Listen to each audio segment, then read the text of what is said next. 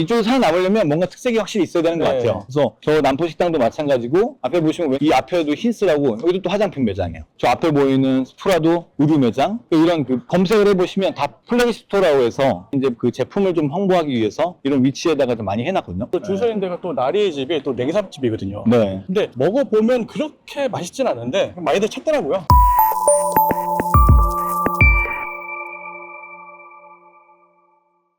여기는 담이 다 높네요. 고급 주택이 많던 곳이다 보니까 담벼락이 원래 기본적으로 높지 않아요. 그렇죠. 저 이런 것들도 아까 소개시켰던 그 코너 건물도 옛날에 이런 형태에 있던 주택이었잖아요. 그걸 이제 처음엔 용도가 바뀌어 있어서 이걸 어떻게 쓰나 했는데 결국에는 이제 신축을 하시더라고요. 그래서 저도 보고 머지않아 이런 그 근처에 있는 곳들은 다 그렇게 변할 수 있겠다 충분히 라는 생각이 들어서 대지들도 워낙 크고 하니까 매장으로 만약에 만들어 놓는다 그러면 활용 가치는 정말 높을 것 같아요. 좀 공간적인 부분이 다른 것보다 좀 더 쾌적하기를 원하는 분들이 많이 오시니까. 리움미술관이 고 이병철 회장 소장품으로 네. 많이 기부를 해서 이제 만들었거든요. 네네. 근데 리움미술관이 이병철 회장의 성인 이씨, 네. 그리고 뮤지엄하고 합쳐갖고 리움 아. 에서 만들었더라고요. 네. 그 선친이 만들어 놓으신 거 이제 이건희 회장님이 또 물려받으셨을 거고, 네. 원래는 폴라이 관장님이 운영하시다가 이제는 이재용 회장님의 동생분이 운영하신다고 그렇게 이제 그렇죠. 뭐 기사로 알고 있습니다. 그래서 계속적으로 어쨌든 내국인뿐만 아니라 외국인들도 이쪽에 오게 되면 한 번쯤은 방문하는 그런 관광 명소가 되지 않았나 네. 이런 생각이 들고요. 이쪽으로 이제 골목으로 좀 들어와 보면 이제 사실 식당들이 그렇게 많이는 안 보이지만 이 식당 하나하나들이 또 다 인기가 많아요. 그래서 왼쪽에 보이는 여기 남포도 최근에 이제 들어왔는데 또 가시면 또 부자 피자도 있잖아요. 그렇죠. 이쪽이 진짜 몇 없는, 이쪽에 살아남으려면 뭔가 특색이 확실히 있어야 되는 것 네. 같아요. 그래서 저 남포식당도 마찬가지고 앞에 보시면 이 앞에도 힌스라고 여기도 또 화장품 매장이에요. 저 앞에 보이는 스프라도 의류 매장, 이런 그 검색을 해보시면 다 플래그십 스토어라고 해서 이제 그 제품을 좀 홍보하기 위해서 이런 위치에다가 좀 많이 해놨거든요. 또 줄 서 있는 데가 또 나리의 집이 또 냉삼집이거든요. 네. 근데 먹어보면 그렇게 맛있진 않은데 많이들 찾더라고요. 그런 거죠. 어디서 똑같은 뭘 먹냐에 네. 따라 또 이게 달라지는 건데 네. 같은 고기를 먹어도 한남동에서 먹으면 좀 더 느낌 있는지. 근데 저도 가보면 맛있고 좋아요. 이 안쪽으로도 이제 건물들이 이제 사옥들이 막 이렇게 이제 안에 있지만 강남이나 어느 다른 지역들처럼 막 번잡하진 않는 것 같아요. 최근에 진짜 이 한남동 그리고 성수동 여기는 어떤 패션 피플들, 특히나 저는 한남동 오면 느끼는 건 성수는 조금 더 이제 더 젊은 느낌이 좀 더 들면 한남동은 그래도 한 20대 후반, 뭐 30대의 패션 피플들이 모이는 곳이고, 여기는 카페랑 가도 정말 뭔가 되게 한껏 차리고 온 것 같은 그런 분들이 많이 계시잖아요. 그런 분위기가 전반적으로 이제 뭐 젊은 사람이든 외국인이든 뭐 남녀노소 할 거 없이 좀 더 선호하다 보니까 이쪽으로 자꾸 모이는 게 아닌가, 뭐 그런 생각이 듭니다. 근데 이쪽 길은 생각보다 사람이 많이 안 다니더라고요. 네, 맞아요. 여기는 좀 조용하고 네. 전반적으로 어떤 유동이 많아서 꼭 그런 것보다도 사실 우리가 중요한 건 객 단가인데 네. 하나하나의 객 단가가 사실은 뭐 청담동 가면 저희가 사람 많지 않습니까? 그렇죠. 또 강남역 이런 데나 선릉 이런 데 가면 사람이 바글바글한데 그렇다고 해서 거기가 잘 되고 청담동 잘 안 되느냐, 그런 거 아니거든요. 이 동네의 어떤 느낌은 좀 고급스러우면서 조용하고 그러면서도 좀 뭔가 휴식을 취하면서 쇼핑도 하는, 저는 이 쇼핑이 많이 관점이 많이 뭉쳐 있는 것 같아요. 이 한남동이 앞으로도 지속적으로 새로운 브랜드들 혹은 컨텐츠들이 계속 유입이 될 수밖에 없다고 생각이 들고, 기업들뿐만 아니라 패션 쪽에 다니는 그 회사들은 계속 한남동 쪽으로 저는 계속 유입이 될 거라고 생각을 합니다. 한남동의 특징을 제가 한번 생각을 해보니까 첫 번째로는 이제 고급 빌라라든지 고급 아파트들이 혼재돼 있어요. 네. 그리고 주거하고 상업시설이 같이 돼 있고, 음. 두 번째로는 한가하고 생각보다 가까워요. 엄청 가깝죠. 네, 그리고 세 번째로는 교통편이 은근히 편해요. 네. 서울 중심 지역 가깝다 보니까 편하고, 네 번째로는 대사관들이 생각보다 많이 있어요. 네. 그러다 보니까 대사관들 앞에 또 경호원들이 있고 네. 하다 보니까 치안 같은 치안도 게 좋죠. 좋죠. 그렇게 볼 수 있더라고요. 네. 앞에 보면 또 한남동 저희가 이제 소개는 안 드렸지만 국제학교도 있잖아요. 또 지나다니면서 여기는 어떤 사람들이 다닐까, 어떤 분들의 자녀분이 다닐까 했더니 대부분 이제 대사관에 있는 자녀분들이 많이들 다니시는 그런 학교라고 하더라고요. 그래서 일단 기본적으로 부천인 건 누구도 부인할 수 없고, 그 부천인 그 한남동 안에서도 어떤 상권 내에서 우리가 이제 소비하는 소비력의 어떤 계층들 자체가 조금은 뭐 다른 지역과는 다르게 좀 높다라고 우리가 생각할 수 있고, 그만큼 어떤 지가의 반영은 사실 지금 호가가 많이 올라와 있지만 이 호가라는 것도 지금 시기에 뿐인 거지, 또 시간이 지나면 더 오른다고 생각하면 또 호가가 아닌 거거든요. 그래서 신중하게 접근을 하시되 이런 어떤 깔끔한 느낌, 고급스러운 느낌을 좀 선호하시는 분이라면 이쪽 지역들을 한번 눈여겨보시는 것도 저는 강력히 추천을 드립니다. 여기는 계속 발전될 것 같긴 합니다. 네.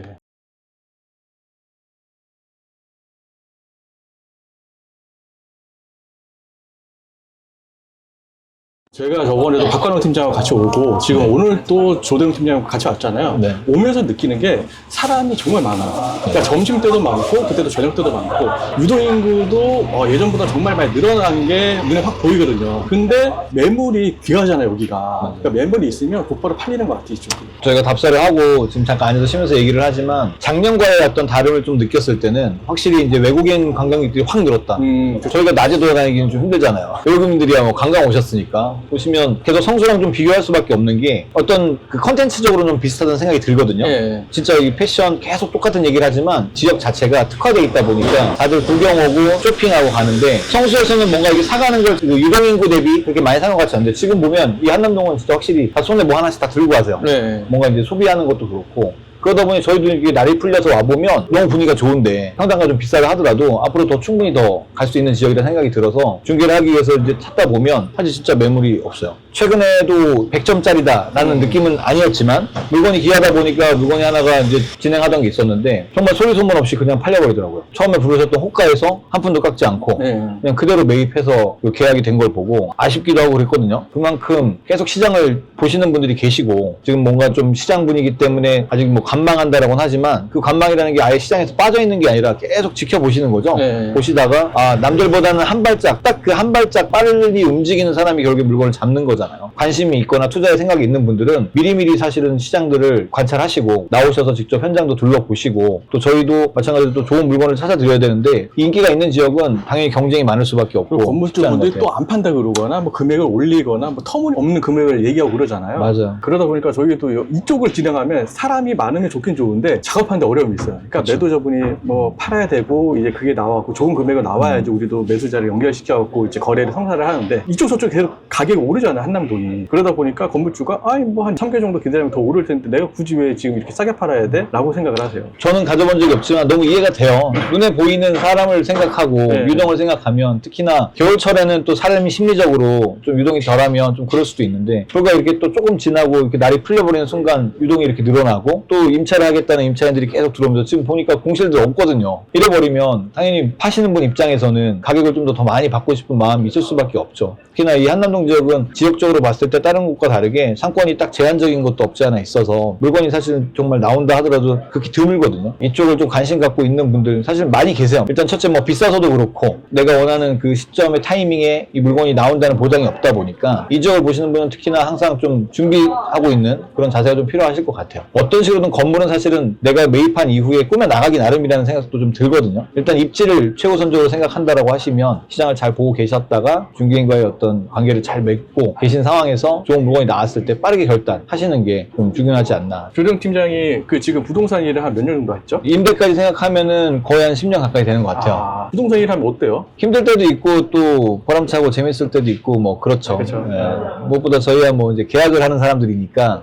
좋은 계약을 했으면 하는 거고 계약도 어쨌든 저를 믿고 같이 상의하고 이렇게 논의해서 좋은 결과를 이렇게 딱 맺었을 때만큼 또 뿌듯함이 없는 것 같긴 해요. 그래서 저희가 뭐 빌딩을 중개하긴 하지만 이게 또 그냥 사람을 상대하는 거잖아요. 네. 사람의 성향에 따라서 다 달라지니까 네. 그분들은 이제 만약에 내가 100억을 투자한다. 그러니까 그만한 또 서비스를 바라고 그만한 효용 가치를 바라잖아요. 그러니까 그거에 대해서 저희가 또 분석도 잘해줘야 되고 또 책임감도 어느 정도 있잖아요. 그리고 저희가 중개를 했는데 만약에 뭐 임차인이 나가버리고 그러면 좀 마음도 아프고 또 맞춰주려고 고생도 많이 하고 그러잖아요. 저도 일하면서 느낀 건 임대 때도 해봤지만 부동산과의 저희의 차이점이라고 굳이 얘기하자면 어떤 사후적인 관리 같아요. 이게 그냥 한번 계약하고 끝이 아니라 사실은 계속 이어지는 거잖아요. 좋은 물건을 사신 분이 결국엔 또 어느 정도 일정 시장 부동산이라는 건 좀 시간을 먹어야 된다는 자산이라고 저는 생각을 하기 때문에 너무 단기간에 어떤 차익을 노리시는 분들은 욕심을 조금은 내려놔야 된다라는 생각은 하고 가치가 있는 물건은 당연히 상승할 거니까 네. 그 상승하는 기간까지 버티는 동안 가만히 둔다고 이게 가치가 올라가는 건 아니니까요. 임차인의 어떤 관리도 그렇고 건물의 어떤 시설 관련된 부분 각종 어떤 법률적인 이슈들도 계속 지속적으로 좀 피드백을 드리면서 계속 소통을 좀 해나가야 고객과 물론 중개인이라는 어떤 관계이지만서도 그 안에서 이제 신뢰관계가 점점 돈독해지면서 내 고객, 내 손님에게 내가 하나라도 더 좋은 정보 빠르게 전달해주고 싶고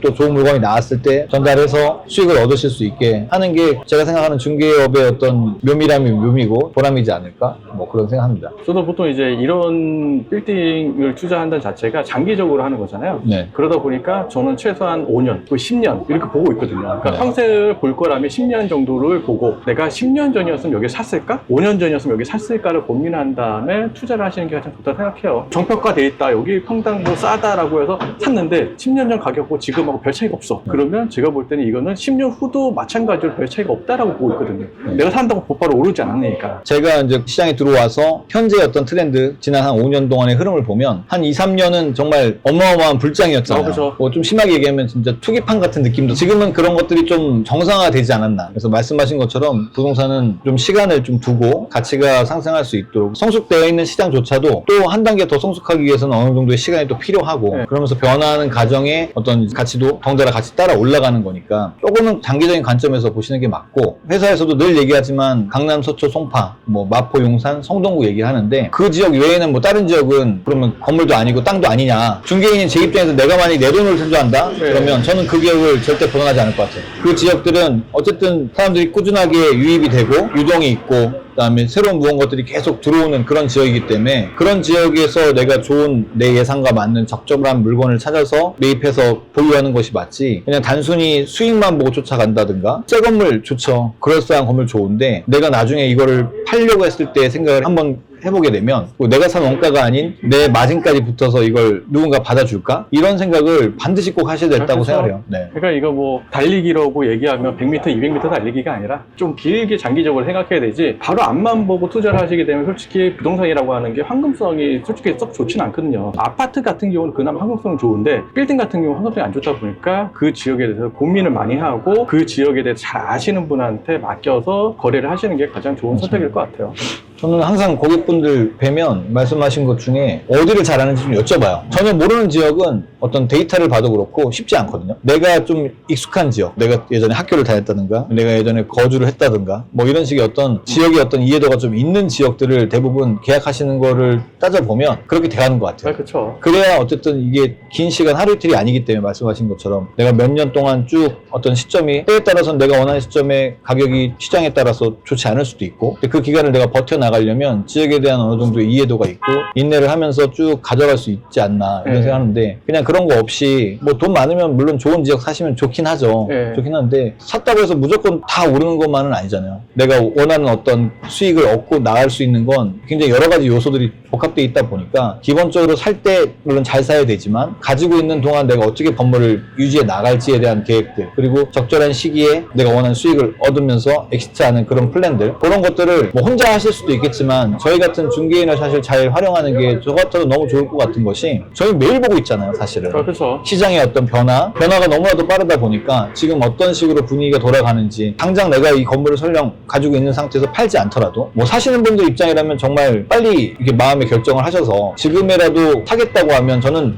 빠르면 빠를수록 생각하거든요. 이게 더 싸진다? 사실 그런 상황은 저는 쉽지 않다고 봐요. 다만 상황적으로 좀 적절한 시기에 충분히 이 건물을 매입해서도 운영해갈 수 있는 어떤 여건이 된다고 하시면 뭐 뭐든 빨리 사는 게 전 좋다고 하고 대신 이제 매각을 할 때는 여러 정보들을 많이 얻어야죠. 중개인뿐만 아니라 중개를 해주지 않은 중개인들까지도 많이 이렇게 대화를 하시면서 시장의 어떤 동향들을 파악하시다가 정말 딱 적절한 타이밍 그리고 또 한 번 팔고 또 끝이 아니신 거잖아요. 다음엔 또 내가 상급지 내지는 다른 물건으로 갈아탈 때 어느 쪽이 좋을지에 대한 그런 부분들을 항상 시장을 떠나지 않고 계속 주기적으로 체크를 해보셔야 될 것 같아요. 그렇죠. 맞아요. 믿을 만한 중개인을 한두 명 정도는 알고 있어야 진짜 정말 내가 사고 싶은 건물들을 소개할 때가 있거든요. 네. 그럴 때 또 운이 좋으면 이제 매입을 또 가능한 거니까. 맞아요. 그냥 뭐 SNS 상에서 이제 너무 인플루언서가 잘한다 그래 그 사람한테 했다가 이제 뭐 샀다가 팔지도 못하고 뭐 들어갖고 있고 임차인들 나가고 뭐 이런 것보다 훨씬 낫지 않을까라는 생각은 하게 되네요.